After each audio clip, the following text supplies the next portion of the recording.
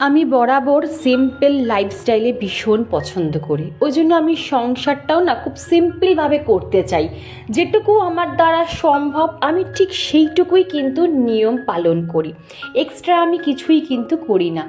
আমাকে আগের দিন ব্লগে আমার এক বন্ধু কমেন্ট করে বলেছিল যে দিদি ভাই তুমি কি কোম্পানির খেজুর খাও, আজকে তোমাকে সেটা আমি বলে দিই। দেখো এই হচ্ছে খেজুর, দেখে নাও। আমি এই শুধুমাত্র পার্টিকুলার এই কোম্পানিরই খেজুর ইউজ করি না। আর এটা হচ্ছে দেখতে, এই দেখো এইরকম লাল লাল দেখে নেবে, দেখেছো? এই দেখো, এই দেখো, দাঁড়াও তোমাদের দেখায় একটুখানি। এই দেখো, ঠিক আছে? এইগুলো হচ্ছে সুগার, মানে চিনির ভাগ খুব কম থাকে, ঠিক আছে? আর অন্যগুলো দেখবে যেগুলো সোলার প্যাকেটে থাকে সেগুলো একদম বাজে হয়, বা যেগুলো দেখবে আমরা পুজোতে ইউজ করি সেই খেজুরগুলো কিন্তু একদমই বাজে হয়। সবসময় এরকম বক্স দেখে নেবে, আর খেজুরের রঙটা একটু ড্রাই খেজুর নেবে, ড্রাই খেজুর সবসময় ভালো। আর এখানে দেখো মেয়ের দুধটাও কিন্তু গরম করা হয়ে গেছে, আর এই দেখো দুধের মধ্যে কিন্তু আমি খেজুরও ফুটিয়ে রেখেছি। এই জিনিসটা তোমাদের পরে একদিন ব্লগে বলবো যে এই খেজুর মেশানো দুধ খেলে কি কি উপকারিতা আছে তোমরা ভাবতেও পারবে না, এটা আমি কোন সময় ব্লগে তোমাদের বলে দেবো। কথা বলতে বলতে দেখো আমার রান্নাঘরটাও পরিষ্কার করা হয়ে গেল। আমার রান্নাঘরটাও না বন্ধুরা ভীষণ ছোট, তোমরা হয়তো ভিডিওতে সব কিছু না বুঝতে পারো না। আমি যদি দাঁড়াই আর একজন এসে যদি আমার পাশে এসে দাঁড়িয়ে কোনো কাজ করে বড্ড অসুবিধা হয়, তবে এতে না আমার কোনো সমস্যা নেই, বা এতে আমার কোনো মন খারাপও নেই। হ্যাঁ, কাজবাজ করতে একটু অসুবিধা হলেও পরিষ্কার পরিচ্ছন্ন রাখতে কিন্তু আমার বেশ সুবিধা হয়। আমার কাছে ছোট বড় কোনো কিছু ম্যাটার করে না, ম্যাটার করে কতটা পরিষ্কার আর পরিচ্ছন্ন থাকে। পুরো ফুলটা রাখো, কোথায় রাখি গিয়ে দেখি আবার। ওই জানলা প্রধান একটুখানি, আমি যাবো না ওখানটা। আরে না না, কালকে মা বোধহয় মানে মা আব্বা খুলেছে বোধহয়। বাজারে এনেছো? চিংড়ি ডাটা দিয়ে চারা কুমড়োর ঝোল করে উঠছে। আর এখানে কি এনেছো? ও বাবা, মাছ আছে, ডাটা আছে, ঝিঙে আছে, তার মানে জ্যান্ত মাছই এনেছে বোধহয়। জ্যান্ত মাছ এনেছো? আর টিফিন কি খাবে বললে না তো? না না, টিফিন খাবে, কি খাবে বলো? টিফিনটা কি খাবে বলে যাও। এই গরম পড়লে কি হয় কে জানে, চলে গেল, ভালো লাগে না। এখানে নায়িকা থেকে একটা পার্সেল এসছে, এখনো খোলা হয়নি। চলে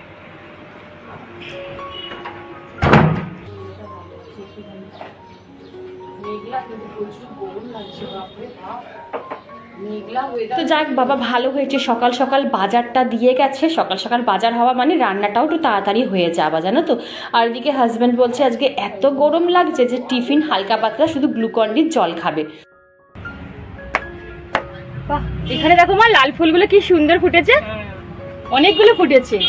এই লজ্জাবতী গাছটাকে একটু ছেটে দিতে হবে না মা? কেন বাইরে? কিন্তু হচ্ছে না তোমার ঠিকঠাক ভাবে জ্বলছে। কি গো, ফুল তুলেছো? আমার একটা ফুল ফোটেনি। কেন? গরম পড়ে গেছে বলে নাকি গো মা? ঝুড়ি আনুনি আজকে? এ বাবা, এই দেখি দেখি অরেঞ্জগুলো, এই অরেঞ্জগুলো বেশ সুন্দর না? এই দেখো এই অরেঞ্জগুলো আরো ফুটবে এগুলো।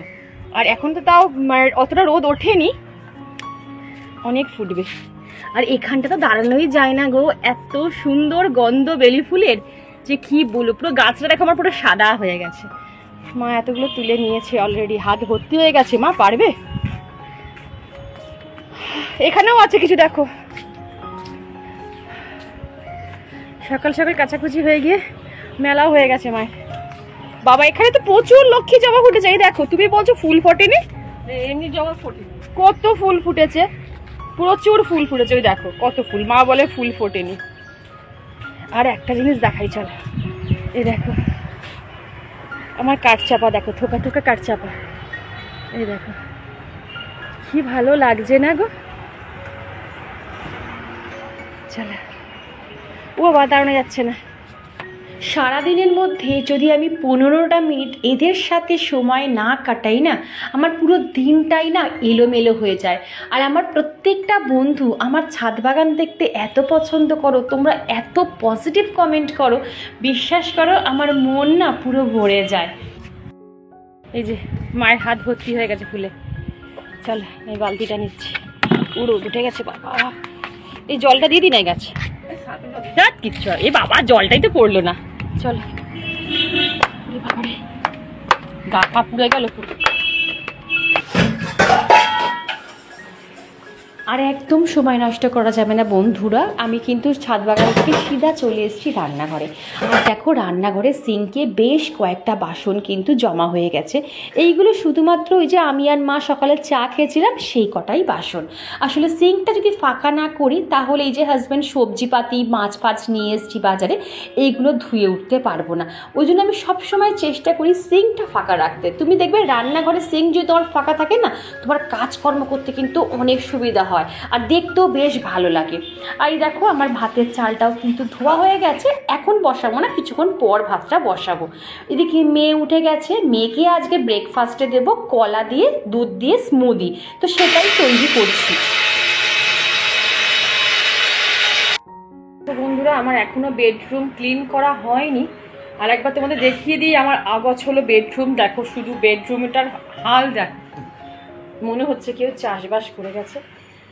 আর এই যে সারিবদ্ধ মেয়ের সব প্রজেক্টের জিনিস, এখনও আমার বেডরুম ক্লিন করা হয়নি, মানে পুরো অবস্থা এরকম মেসি হয়ে আছে। তো চলো আগে আমি চটজলদি বেডরুমটা ক্লিন করে নিই।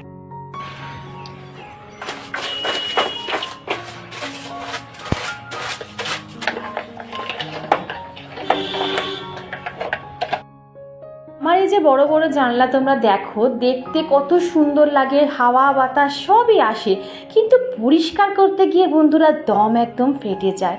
আর দেখো সকাল সকাল সব রাস্তাঘাট ফাঁকা, এত গরম পড়েছে না যে এখন মানুষজন দরকার ছাড়া বোধহয় বাইরে বেরোচ্ছেই না।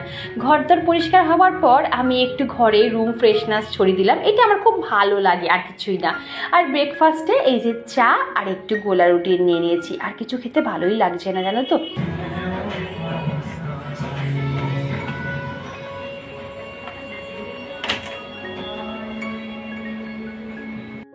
তো বন্ধুরা এখন ঘড়িতে বাজে ডট 11:30। আমার এখনো রান্না কিচ্ছু হয়নি, মা মাছগুলো ভাজছে আর আমি আনাজগুলো কাটলাম। শুধু ভাব দেখো, শুধু আমার মুখ চোখের অবস্থা দেখো, শুধু কি হয়েছে, ঘেমে কালো হয়ে পুরো গেছি, কি অবস্থা, নিজের মুখ নিজে চিনতে পারছি না, এই হয়ে গেছে ব্যাপার। বাবা এখানে একটা অন্ধকার কেন, এখন শুধু কিছু না, এখন শুধু টোনার মাখতে ইচ্ছা করছে জানো। হ্যাঁ রে, আমার টোনারটা কোথায় রেখেছিস? আমার টোনারটা তো ইউজ করছিস, হ্যাঁ নিজের টোনারটা রেখে দিয়ে আমারটা ইউজ করছিস, কি মেয়ে বাবা তুই।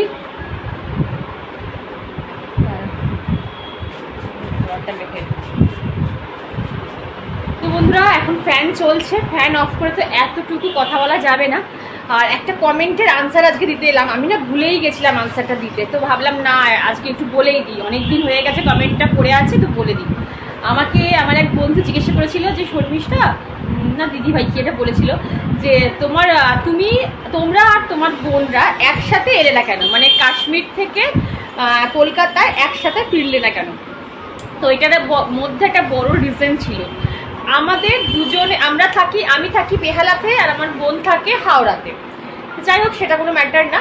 আর আমাদের টিকিটটা অন্যভাবে কাটা হয়েছিল, আমাদের এই টিকিট কতবার ক্যান্সেল হয়েছে, কতবার আবার কাটতে হয়েছে, তার মানে প্রায় 3-4 বার টিকিট আমরা চেঞ্জ করেছি, ঠিক আছে।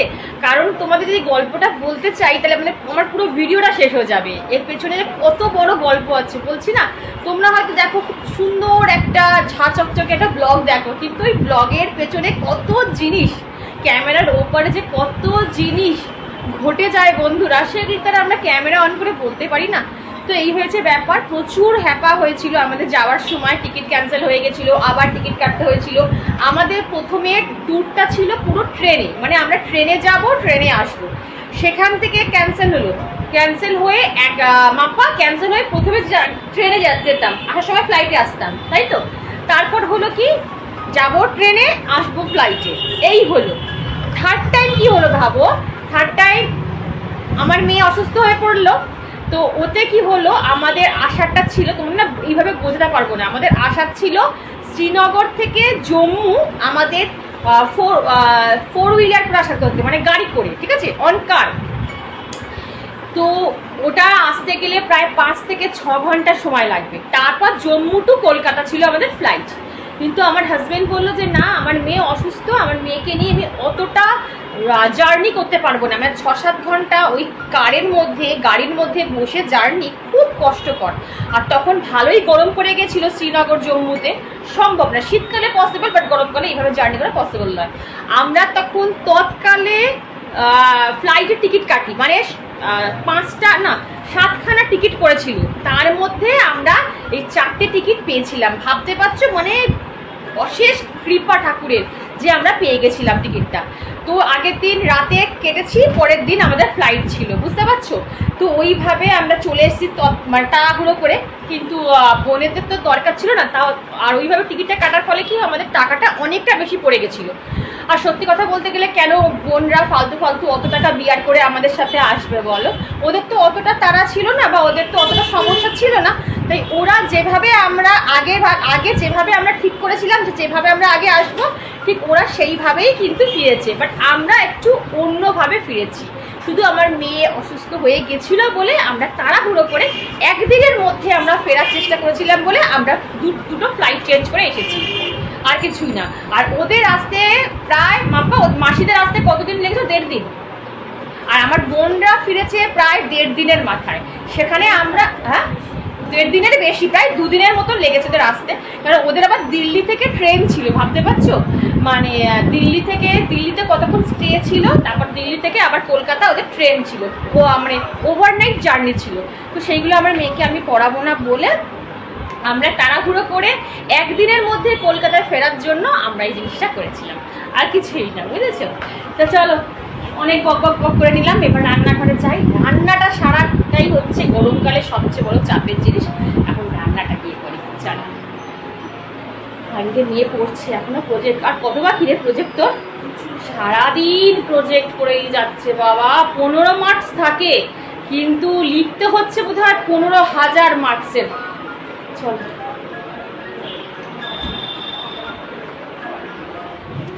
আর তোমাদের সাথে আমি বক করছিলাম, আর মা এখানে ডাল বোধহয় ফোড়ন দিয়ে দিচ্ছে, ডাল হয়ে গেছে, ডাল ফোড়ন দিয়ে দিয়েছে। আর মাছ ভাজা, এই যে জ্যান্ত মাছ আছে, আর 2টো কাতলা মাছের পিস আছে। মেয়ে আর মা জ্যান্ত মাছ খাবে, সরি কাতলা মাছ খাবে, আর আমি হাজবেন্ড জ্যান্ত মাছ খাবো।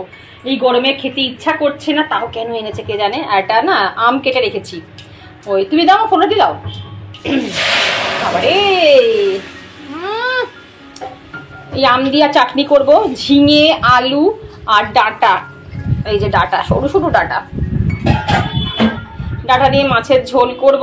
আর এই যে সেটা কি বলে এটাকে, উচ্ছেটাকে, এই উচ্ছেটা কি কোথায় খায় জানো, কি সেখানে অনুষ্ঠান বাড়িতে এরকম উচ্ছে ভাজা খায় গোল গোল করে, সেই উচ্ছে ভাজা করবো গোল গোল করে। আমার বাবাও গোল গোল করে আলু ভাজা, এই উচ্ছে ভাজা খেতে আলু ভাজা খেতে ভালোবাসতো, কিন্তু আমি সরু সরু করেই কাটি, তো এই জন্য আজকে গোল গোল করেই উচ্ছে ভাজাটা হবে।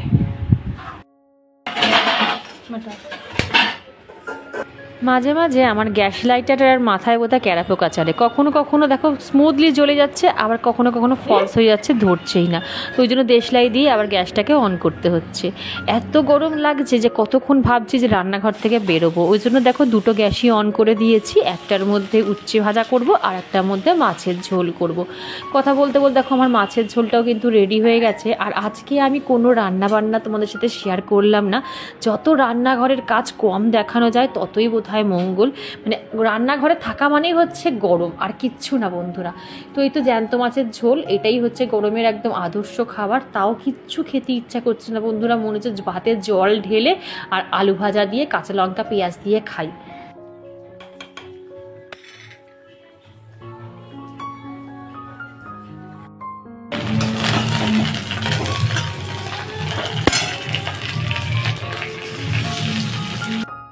বন্ধুরা এখন ঘড়িতে বাজে 1:45, আর আমার রান্না পুরো কমপ্লিট। ভাত একদম হালকা পাতলা ডাঁটা দিয়ে মাছের, জ্যান্ত মাছের ঝোল, যেটা গরমে একদম আদর্শ খাবার। এখানে কি রয়েছে, এই যে এখানে রয়েছে উচ্ছে ভাজা, এখানে রয়েছে মেয়ের মাছের ঝাল। মা চাটনিটা কি ওখানে রয়েছে? চাটনিটা মনে হয় এখানে ভাত, চাটনিটাও রয়েছে। মা চাটনিটা নিয়ে আসো না। মা চাটনিটা আনতে গেছে, চাটনি ওখানে রয়েছে। আর 5 মিনিট গান শুনবো, তারপরে স্নান করতে যাব। এই যে চাটনি, আমের চাটনি, কালো এই সর্ষে ফোড়ন দিয়ে আর শুকনো লঙ্কা ফোড়ন দিয়ে করেছি। তো দুটো গান শুনে তারপরে যাব স্নান করতে, ঠিক আছে?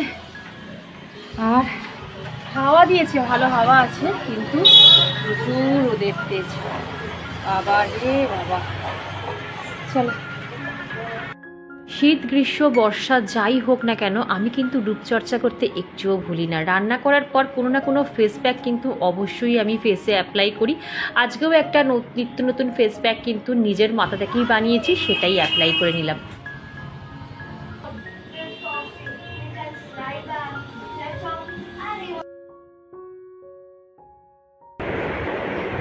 কি আনতেছো? তালশাঁস। তালশাঁস ছাড়িয়েছো? না বাবু, বাবা মা আমি খাবো না। বাবা মা একটু ছাড়িয়ে দাও না, আমার শরীর ভালো লাগছে। রোদের মধ্যে রোদের এই বলছে রোদের মধ্যে, এই এখন নাকি রোদ। বাবা ছাড়িয়ে দিয়েছি একটা, ব্যাস। মালাকে ছাড়িয়ে দিয়েছো একটা? ও আচ্ছা, মালাকে ছাড়িয়ে দিয়েছো, আমাকে দিতে পারছো না, নিজের মেয়েকে দিতে পারছো না। দাও মা প্লিজ, একটা দাও, একটা ছাড়িয়ে দাও। জল গড়িয়ে পড়বে গায়ে। না তুমি আমাকে দাও না মা। বা ইয়ে বাবাটা খাবো না, যাও। কি করছো তুমি না? তারালা তারালা, এই দেখো কেমন করে, দেখো দেখো কেমন করে। ইয়ে যা পড়ে গেছে। হ্যাঁ, ফলটা আমার এই জন্যই খেতে ইচ্ছা করে না। এই যে ছাড়িয়ে তার জামা কাপড় সব ছাড়িয়ে তারপর খেতে হবে, ওর থেকে আমার না খেয়ে পড়ে থাকা অনেক ভালো। মা তুমি খেয়ে নাও তোমার তালশাঁস, আমি খাবো না বাবা, সব তো খুঁটে খুঁটে উঠে যায়। ইস কেমন করে ছাড়াচ্ছে, তুমি খাও, আমি খাবো না। গুড ইভিনিং বন্ধুরা, এখন ঘড়িতে প্রায় 15টা বাজে, সন্ধে হয়ে গেছে। ছাদ থেকে জাস্ট নাও নামলাম। এবারে ভিডিও এডিট করতে বসে দেখি যে আমি ভিডিওটা শেষই করিনি, জানো তো। মানে এই যে দুপুরবেলা ফল খেতে খেতে ব্যাস শুয়ে পড়েছি, আর তোমাদের যে টাটা বাই বাই বলবো সেটা বলতেই ভুলে গেছি। তো ভাগ্যিস দেখলাম, নাহলে কি হতো বলো।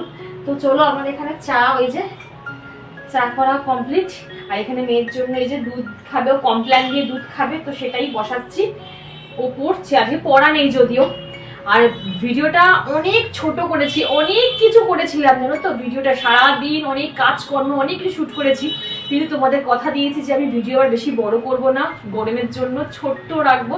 ওই জন্য প্রচুর জিনিস কেটে দিয়েছি, মানে কত ক্লিপিংসে কেটে দিয়েছি। যখন কাট করছি এত খারাপ লাগছে যে এত কষ্ট করে ভিডিওগুলো করলাম, আর দেখো সব কিছু কেটে দিতাম, কিছু করার নেই বলো। তো যাই হোক, ছোট্টর মধ্যে রেখেছি। এছাড়া তো অফ ক্যামেরায় প্রচুর কাজ, সেগুলো আর ভিডিও করিনি। তো চলো আর কথা বলছি না,